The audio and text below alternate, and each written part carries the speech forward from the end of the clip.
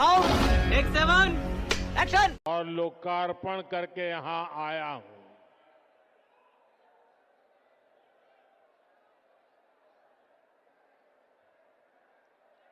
हे प्रभु, हे हरि राम कृष्ण जगन्नाथ प्रेमानंद, ये क्या हुआ?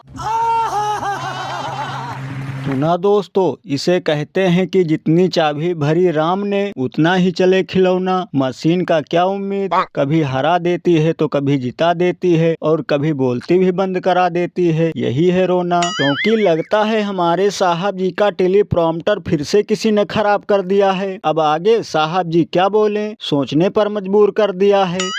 ये बड़ी अच्छी बात कही आप। और हमें तो हंसी इस बात पर आ रही है कि जो दूसरों को अभी तक कहते फिरते थे इधर उधर बालक बुद्धि, टेलीप्रॉम्प्टर के बिना उनकी ही खो जाती है सतबुद्धि। बताओ, एक बार अब फिर से उनको लोग अनपढ़ राजा और चौथी पास कहकर मजाक उड़ाएंगे।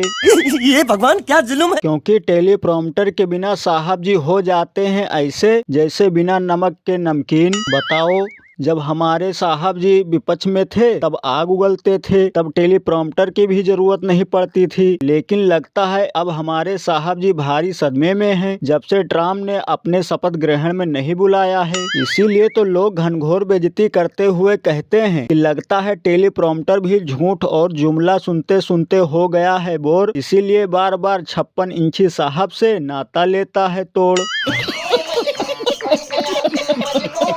वैसे मैं तो बीजेपी वालों से यही कहूंगा कि चाहे ना दो लोगों को 5 किलो राशन, लेकिन बढ़िया लगवाया करो टेलीप्रॉम्प्टर जब दे विश्व गुरु जी हमारे भाषण। वैसे भी आज सारे ज्ञान की पोल खुल गई और भैंस पहले ही पानी में चली गई। और अभी तो रुको, क्लाइमैक्स अभी बाकी है। जो बोले सो निहाल, वही गुरु दा फालसा। ये सब क्या देखना पड़ रहा है? अच्छा है मैं अंधा हूँ।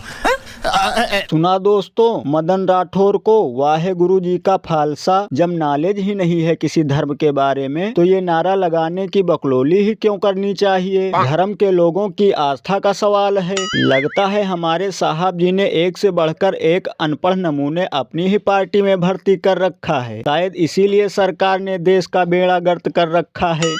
अरे बाप रे, ये तो धोती खोल रहा है। और भजन लाल जी भी सामने बैठकर अंदर ही अंदर घूर घूर कर हंस रहे हैं। शायद सोच रहे होंगे कि जिस स्कूल में मैं पढ़ा था शायद ये भी उसी स्कूल में पढ़ा था। हंस गया आज बेचारा। इसीलिए तो लोग घनघोर बेइज्जती करते हुए कहते हैं कि जैसा गुरु वैसे ही उसके चेले। जब नहीं रहेंगे एक साथ एक पार्टी में तो कैसे रहेंगे अकेले।